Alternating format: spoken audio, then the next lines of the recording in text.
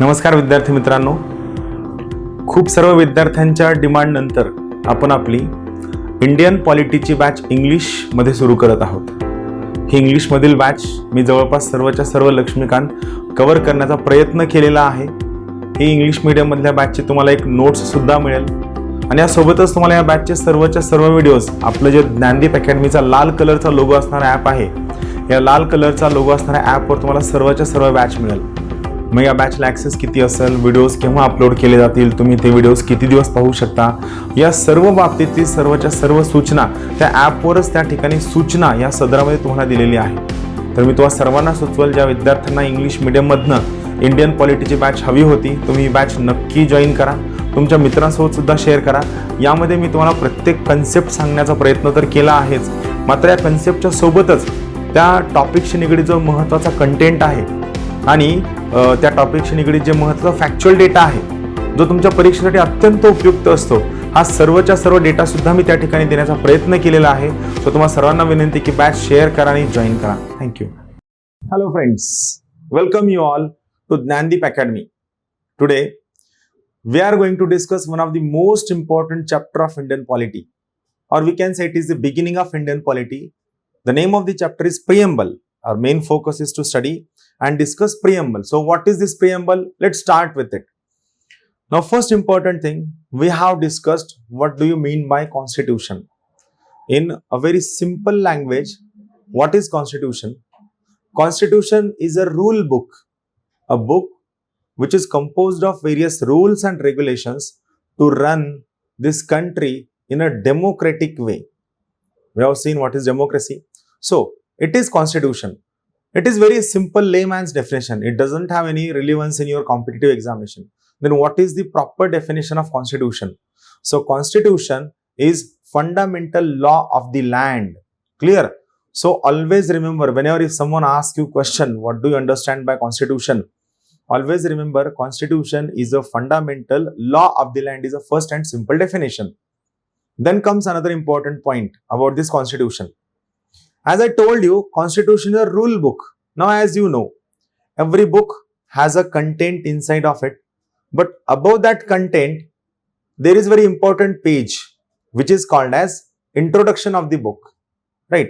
You must have read that word introduction, preface, 2 words. Right? Same is the case in case of our constitution also. Our constitution has an introduction.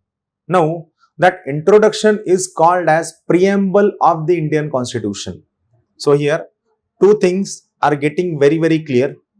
First thing, what is constitution? So in simple term, constitution is a fundamental law of the land, or a book containing fundamental law of the land. Then what is preamble? Preamble is an introduction to that book. So, in simple term, preamble is an introduction of the Constitution of India. It means what does it contain? So, make things very clear. This preamble contains essence of our Constitution. This preamble contains gist of our Constitution. This preamble contains what are the important components of our constitution. So everything is given in this particular preamble. So basically, preamble gives you a proper introduction to our constitution. This is the significance of our preamble. Today, we are going to discuss this preamble in its entirety. So before moving forward, I just wanted to give you a simple idea about what is given in this preamble. So this preamble says, or it starts with the word, we, the people of India, having solemnly resolved to constitute India into a sovereign, socialist, secular, democratic republic, and to give its citizen justice, liberty, equality, and fraternity on a particular date. So this is the preamble. Now we will try to understand every simple bit of preamble, which is very, very important for your examinations. So let's start with the point, and before moving forward, some important basics. So what it is? First, this preamble, it embodies, means it contains the basic philosophy and fundamental value, political, moral, and religious, on which constitution is based. So if someone asks you, Whether this preamble contains philosophy of the Indian Constitution? Yes. This preamble contains the basic philosophy and fundamental values. Those values are moral, political and religious, on which this entire constitution is based. So everything is given in this preamble. So it is nothing but a philosophical part of the Indian Constitution, as well as it reflects the values and ideals before the constitution makers. First thing. Then second, preamble contains grand and noble vision of the Constituent Assembly. Constituent Assembly, who framed this entire constitution, had certain visions in their mind. This Constituent Assembly was composed of members from all over India, from all sections of India, representing every simple creed and caste and religion and culture of India, and they had their own vision of India. So this entire vision of India, which they expected to be there in future days to come, it was embodied, it was contained into the preamble of India. So that's why preamble contains the grand and noble visions of the Constituent Assembly, which reflected the grand and noble India in the days to come. So this is second point. Third, preamble is an essence of the Constitution. This point is very, very important. Remember, preamble is an essence of the Constitution, means what is the most important part of the Constitution, what are the basic ingredients of the Constitution have been reflected into the preamble. That's why preamble will act as a guide for this Constitution to work in a more democratic way, to work for the people, to work for the development of the citizen of India. So it is an essence of the Constitution of India. Now, from where we have taken this preamble? So basically, remember, it is based on the objective resolution which were moved by Pandit Nehru on 13th of December 1946. I repeat once again, the preamble that we have in our constitution is based on the objective resolution moved by Pandit Jawaharlal Nehru. This date is important, on 13th of December 1946, and which was approved by Constituent Assembly on 22nd January 1947. So remember, this preamble got approval by Constituent Assembly, not Parliament. Remember, same Constituent Assembly acted as a Parliament later on, but before that, this Constituent Assembly had the main function to frame Constitution. So this preamble or this objective resolution, which was moved by Pandit Nehru on 13th of December 1946, it got approval by Constituent Assembly on 22nd of January 1947. This is important. Now, this resolution had the important wordings like sovereign, independent and republic, right? So these three words were there: sovereign, independent, republic. Now, our preamble talks about sovereign, democratic, republic. So these three words of the objective resolution: sovereign, independent, republic. Out of these three words, this independent word was removed in our main constitution, in our main preamble, and they added three words. Those three words are sovereign, democratic and republic. Clear? This is again important point you have to remember. They could ask you a question, which of these 3 points are given in objective resolution, which are later on deleted by Constituent Assembly, or which are later on deleted in our main constitution. So sovereign, independent, republic, these 3 words were there in our objective resolution. Out of these 3 words, the word independent was removed from the preamble, and instead they added sovereign, democratic, republic. Now, the most important point: American Constitution is the first constitution in the world which began with preamble. This is very, very important bit for your prelims. American Constitution is the first constitution in the world which began with the preamble. Now, the objective resolution, which was moved by Pandit Nehru on 13th of December 1946, it did not contain the word fraternity.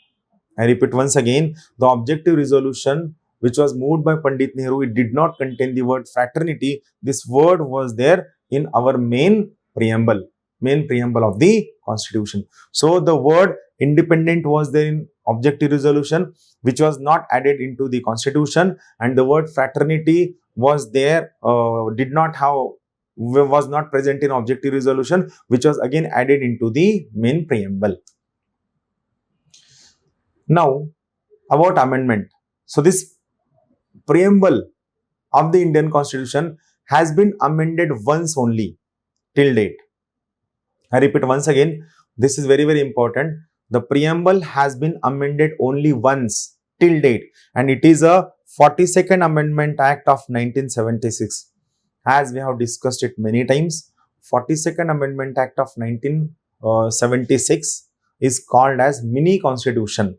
I repeat once again, 42nd Amendment Act of 1976 is called as mini constitution, and this Amendment Act of 1976, it added three important words. Those three words are very, very important for you. One was socialist, second was secular, and third was integrity. So this is important thing. These three words, socialist, secular, and integrity, were not present in original preamble. These words have been added into the preamble by 42nd Amendment Act of 1976, which is called as a mini constitution. Now, these three important bits. First, whatever preamble we have, if you look at the diagram of preamble, you will realize it is very artistic work. Then who had written this preamble in a handwritten manner? So, handwritten preamble in English was written by Prem Bihari Raizada. This name is important. Handwritten preamble in English was written by Prem Bihari Raizada. Same design on the preamble was given by Biohar Ram Manohar Sinha.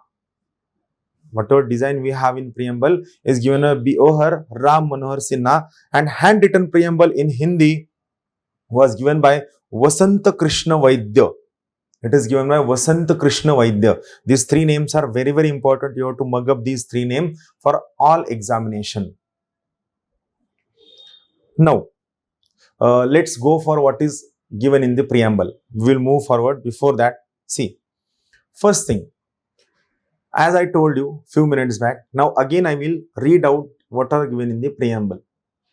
Preamble starts with the wording, we the people, having solemnly resolved, means we the people have decided. We the people having solemnly resolved to constitute India into a, it means we people have decided to form India, to constitute India, to make India into a sovereign, socialist, secular, democratic republic, and to give its citizen justice, liberty, equality, fraternity on a particular date. Now see, since our preamble start with the we the people, right? Now this preamble did not make mention of Constituent Assembly. It did not mention Parliament. It did not mention name of Congress, nor any province, nor any king, nor any queen or charter. It started with very humble word, and those words were we the people, right? So here, this preamble is given to ourselves by we only. That's why what is source of authority? We the people of source of authority. We are source of authority. Now we have given constitution to ourselves to form India into a sovereign, socialist, secular, democratic republic. Means we wanted to form India. We wanted to make India which kind of? We wanted to make India a sovereign nation, a socialist nation, a democratic nation, a republic nation. So we want to make India into a sovereign, socialist, democratic republic nation and secular nation. So this is the nature of state which is being reflected into the Indian Constitution, into the preamble.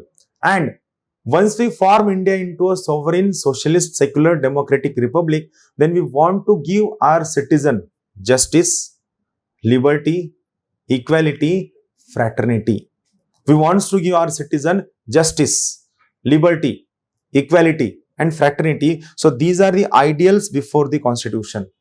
We wanted to give these ideals to our Constitution. So these were the ideals before the Constitution. And for that, we adopted this Constitution on a particular date for implementation.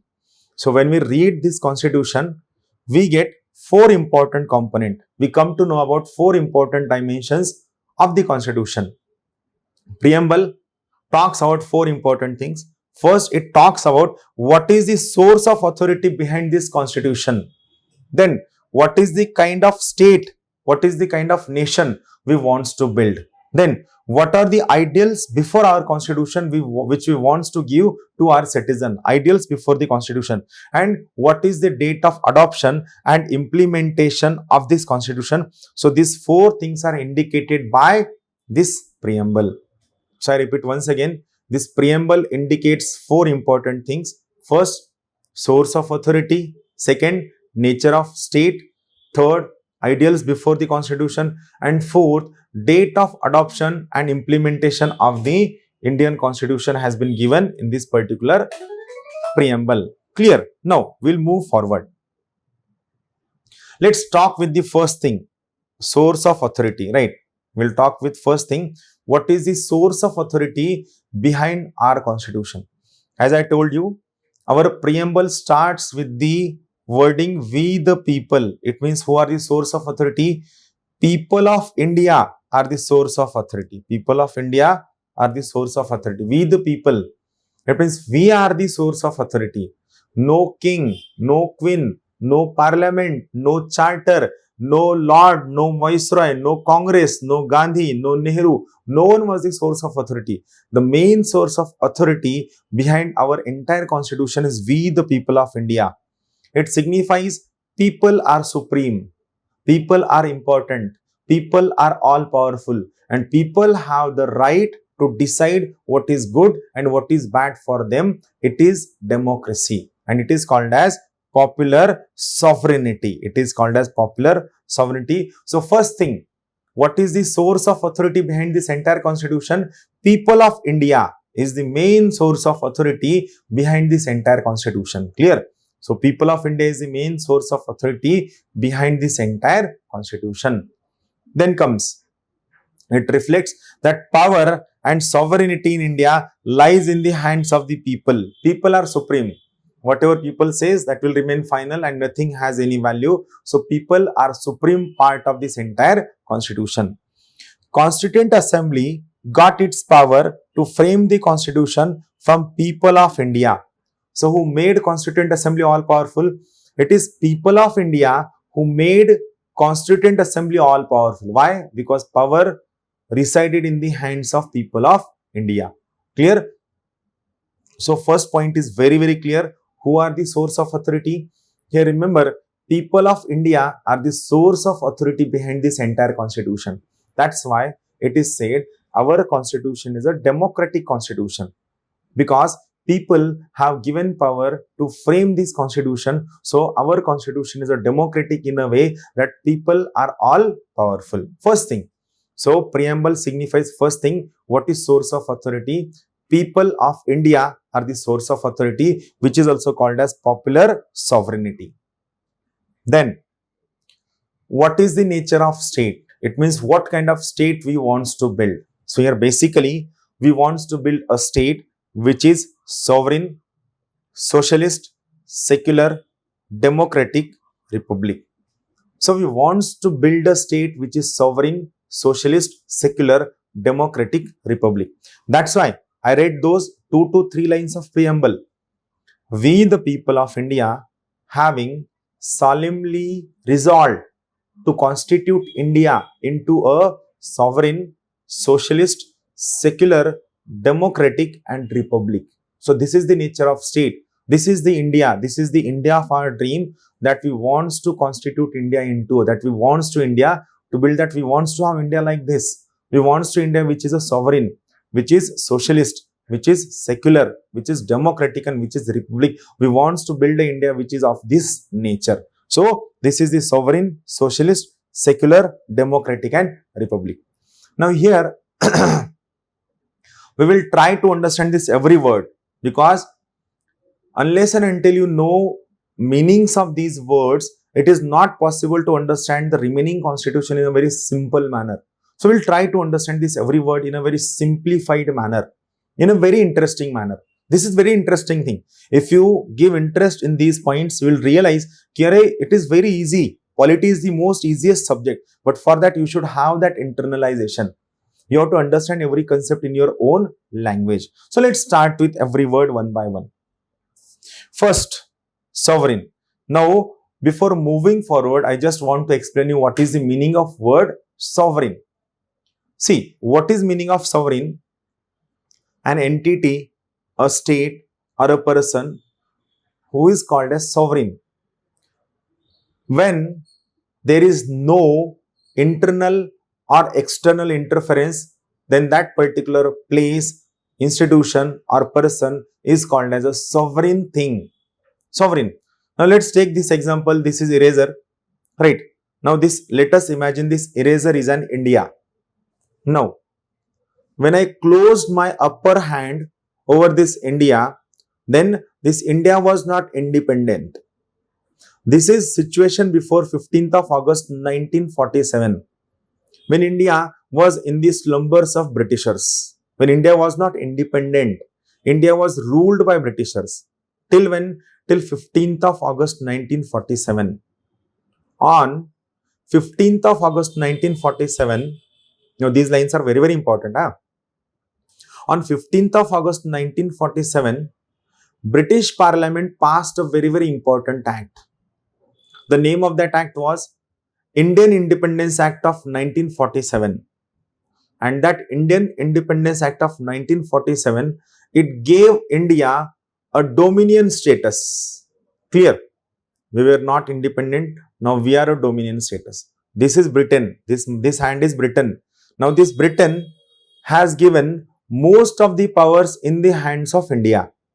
But what they did, they kept certain important subjects still in their own hand, even on 15th of August 1947.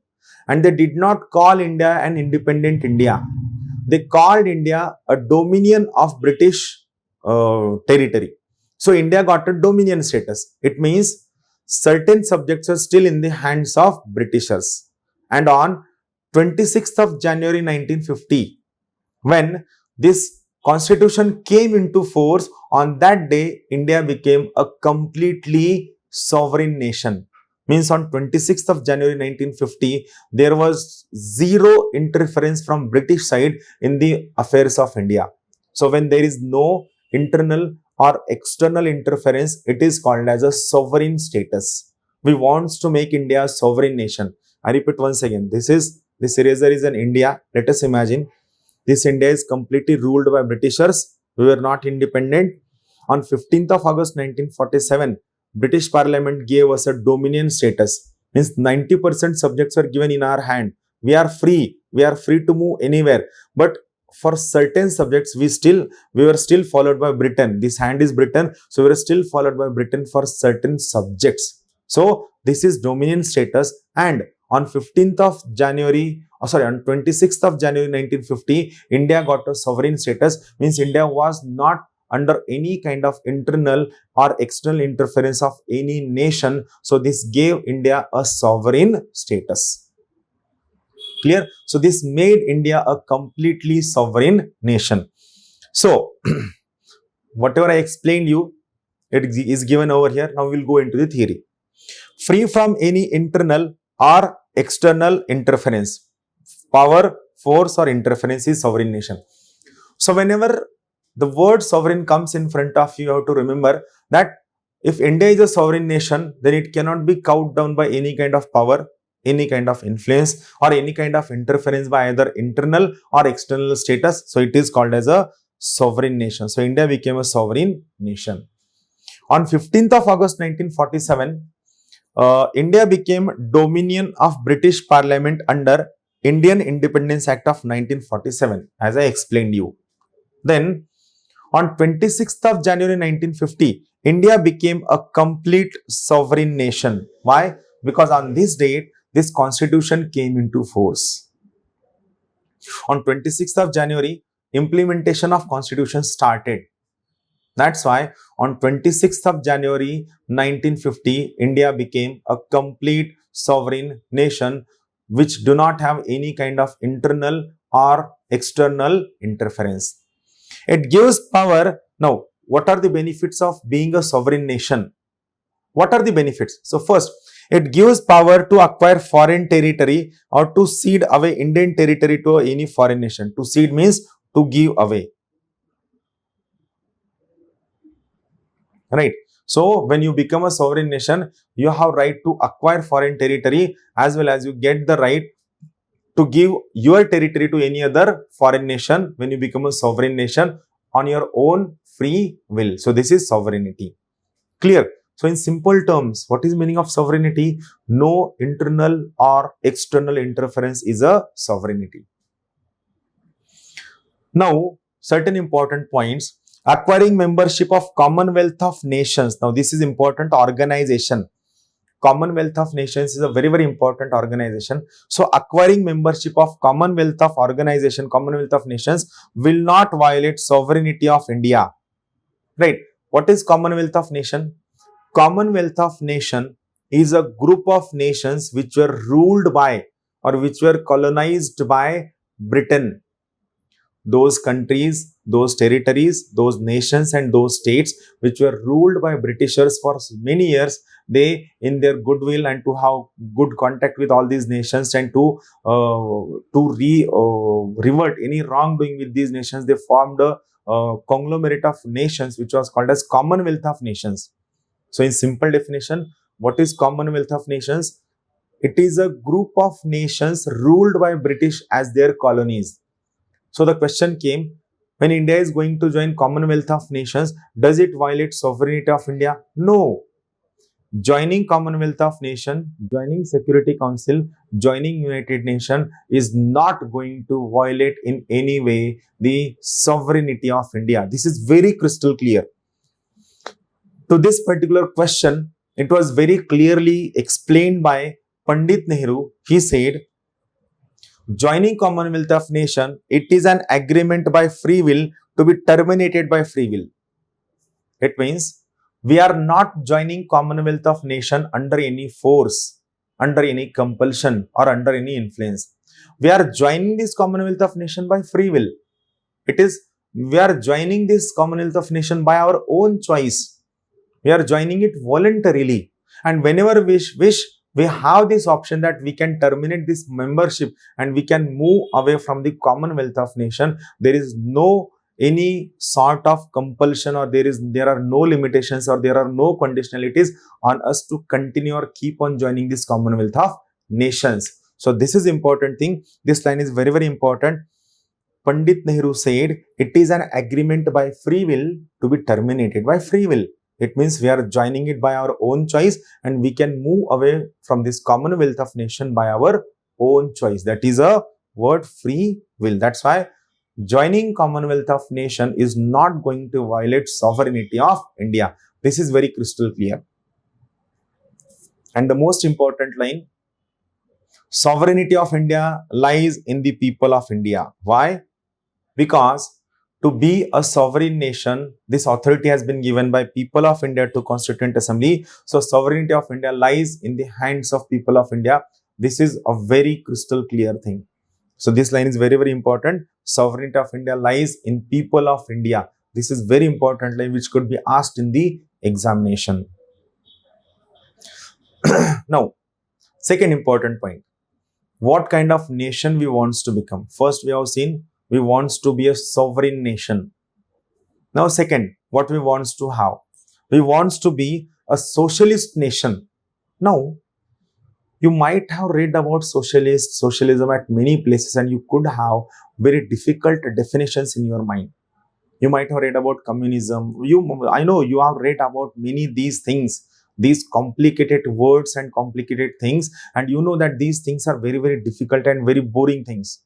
So, many students ask me, sir, please give us a very simplest definition of socialism.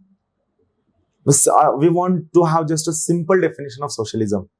We are going to discuss those words in a very simple manner. But here I want to give you a very simple definition of socialism. When means of production or the resources are owned by people, are owned by society, it is called as socialism. Very interesting thing. What are the means of production in case of India? Land, forest, minerals, resources, all these are means of productions, all these are means of ownership. These are very, very important resources. Then these means of productions or means of resources must be owned by people then it is called as socialism. So when resources, property, means of productions are in the hands of people, are in the hands of society, it is called as socialist nation. And we wanted to make India into a socialist nation. It is our objective to make India a socialist nation. Then, from where this word socialist came? So remember here, first thing, the word socialist has been added into the Indian Constitution by 42nd Amendment Act of 1976. This is first important point. Very, very important.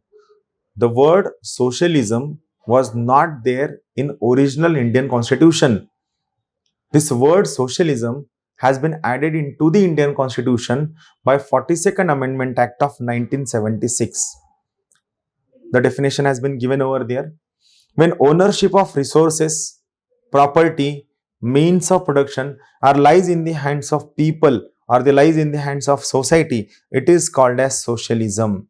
It is called as socialism. So we want to build India which is a socialist India, which has a prevalent socialism. We want to have that kind of India which is a socialist India. Now, the word socialist is not used anywhere in the Constitution of India except preamble. Now, this is very, very important point. The word socialism is not present anywhere in our entire Constitution.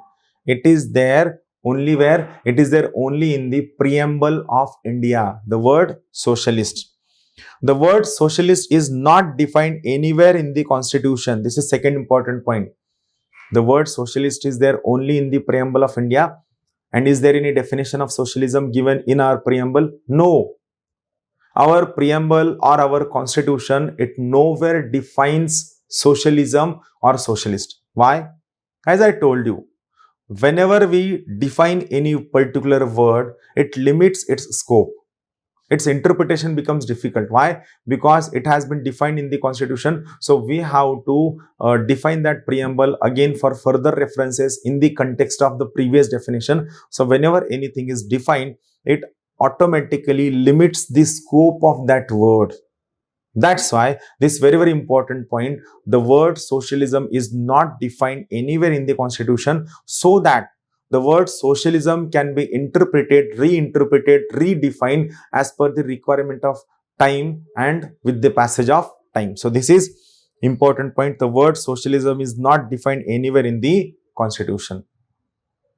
Then which part of the constitution makes an attempt to give practical shape to socialism? This is important point. Which part of the constitution which makes a practical attempt to give practical shape to socialism? So it is DPSP, which talks about socio-economic democracy.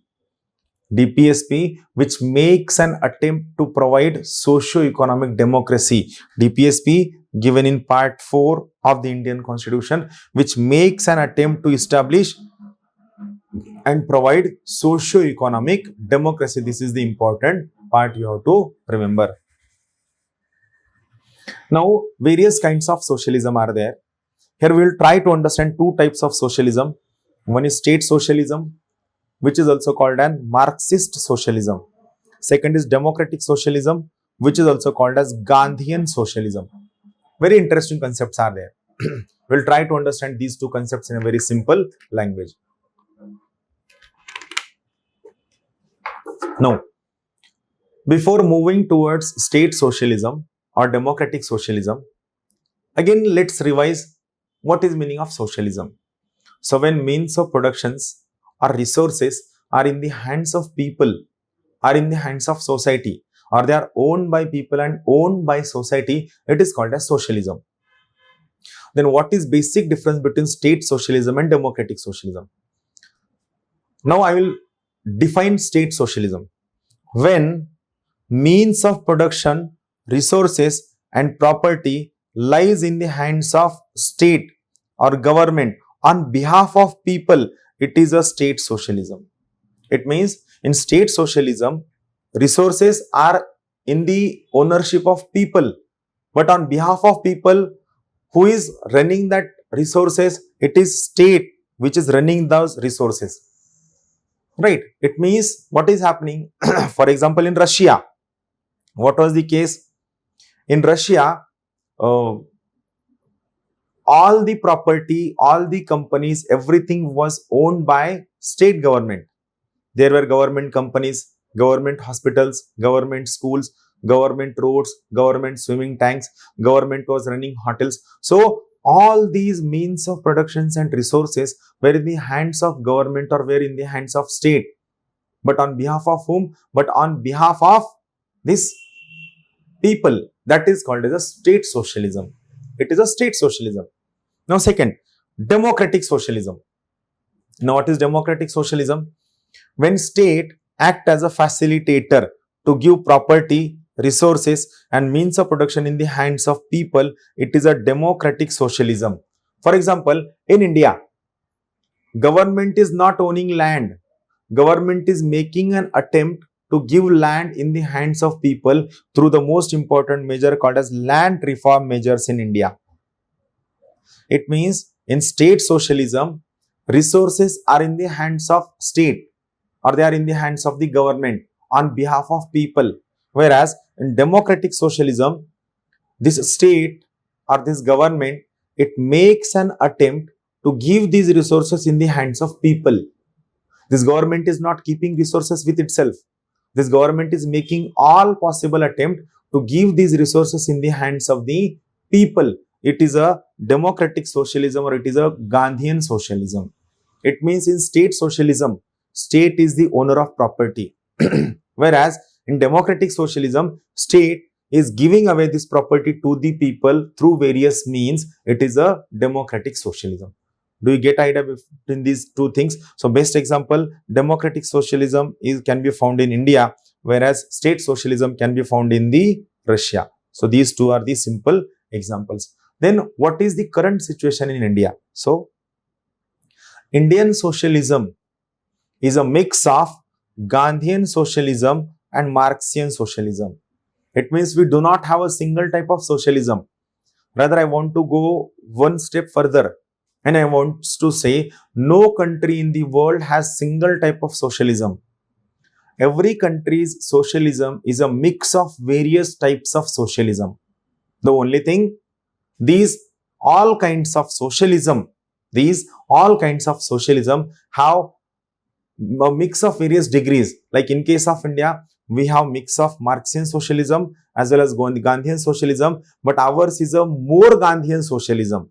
So second word, it is given, but it is inclined towards Gandhian socialism. This is important line. So Indian socialism is a mix of Gandhian socialism as well as Marxian socialism. We have mix of both these two, but our socialism is more favorable towards what? Towards Gandhian socialism. So Indian socialism is more inclined towards Gandhian socialism. This is an important thing. As I told you, which part of the Indian constitution which makes an attempt to give a socialistic angle to our constitution, it is DPSP, which makes an attempt to provide which kind of democracy? It makes an attempt to provide for socio-economic democracy. Now, this socio-economic democracy has been attempted by various parts of the DPSP. Here we are going to discuss two important articles, small articles of the DPSP. One is Article 39B, second is Article 39C. We'll go for Article 39B first. Now see, what Article 39B says? It says, means of production. Now what are the means of production? Land, forest, minerals, water, livestock, everything which can give you production, which can help you to earn your livelihood is a means of production. So Article 39B says, means of production should be equally distributed among society, among people. And that's why Government of India is making an attempt to go for land reform measures. Land reform. What is the most important objective of land reform? Its main objective is to collect surplus and excessive land from the people who have excessive land in their hand, and that excessive land should be pulled at a place, and this land should be given to landless people, marginal people, scheduled caste, scheduled tribe. So here we are collecting excessive land from the people, and that land is being distributed to other people. It means what we are doing? We are distributing the resources. The word is important. Distributing the resources. And this helps us to have distributive justice. Now, a simple example. A family example. See, you are studying in a big city like Delhi, Pune, Bangalore for civil services. Here you are getting regular breakfast, tea, everything is getting very regular. And you have put on some weight on your health. Now you go to home in Diwali or in summer vacation for hardly a week. When you go over there, your mama comes and she says, अरे मेरा बच्चा बहुत पतला हो गया, दुबला हो गया, खाने को नहीं मिलता है और ये कितना खराब हो गया, और आपका छोटा भाई आपको देख रहा होता है. वो बोलते करे वो पतला दिख नहीं रहा है, फिर भी मम्मा को लगता है. और जब भी क्या होता है कि कुछ स्वीट लाया जाता है, फ्रूट्स लाया जाता है, तो मम्मा क्या करती है, आपको वो सोचती है कि आपको खाने को नहीं मिलता होगा, मेस का ही खाना पड़ता होगा. सो जो कुछ भी आता है ना वो आपको ज्यादा देना ट्राई करती है. सो वो छोटा बच्चा क्या कहता है, आपका छोटा, वो कहता है कि मैं घर पे रहता हूँ, बाहर घूमता नहीं हूँ, घर का सारा काम करता हूँ, और ये होने के बाद भी मम्मा उसको ज्यादा दे रही है, मुझे कम दे रही है. सो ये तो इनजस्टिस है. So it means when you are getting more and your small brother is getting less, he is just saying very simply in a very funny way, but what he is saying, Mama, you are making an injustice. Clear?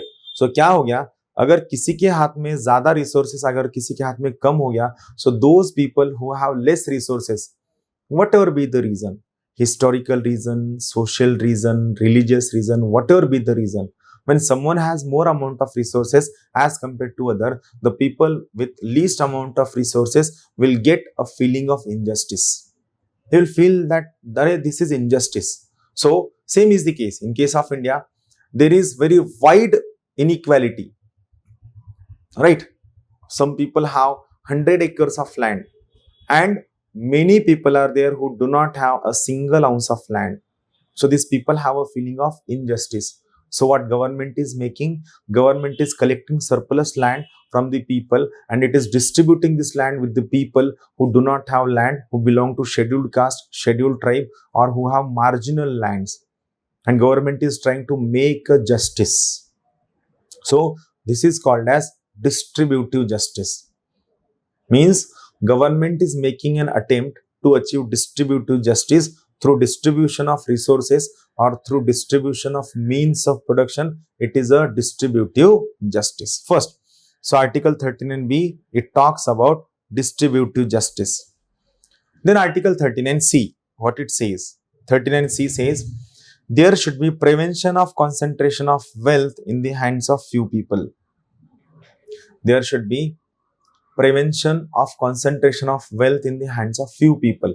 Now, once we have distributed the production, means of production, now these means of production are in the hands of people. They will use these resources and they will start earning money. Now, some people will earn more money. Then what government goes for? Government's main objective is that there should not be concentration of wealth in the hands of few people. Because if few people become wealthy, they will manipulate, they will exploit the remaining majority. That's why what government goes for? Government goes for progressive taxation. Government goes for progressive tax. Means what government do? Government tax those people who earn more. They will be taxed more. For example, let us say there is earning range 100 rupees, then 1000 rupees, and then 10,000 rupees. So government will tax 10% on 100 rupees earner, 20% on 1000 rupees earner, and 30% on 10,000 rupees earner. So 10%, 20% and 30%. Right? 10%, 20% and 30% is what? It is in simple term the amount of tax that is being applied. Right? So what government is doing? Government is taxing more on the people who is earning more. So this whatever tax that is being collected by government, this tax will be used for benefit of people. This tax will be used by government for spending on physical and social infrastructure. This tax will be used for spending on physical and social infrastructure. So that this is, we are again, first we distributed the resources. Now we are redistributing these resources. We are redistributing these resources. It is called as redistributive justice. Example is progressive taxation in India. Clear? This is very clear example of redistributive justice. So, Indian socialism is a mix of Gandhian socialism and Marxian socialism, inclined or tilted more in favor of Gandhian socialism. Article 39B, it talks about distributive justice. Article 39C, it talks about redistributive justice.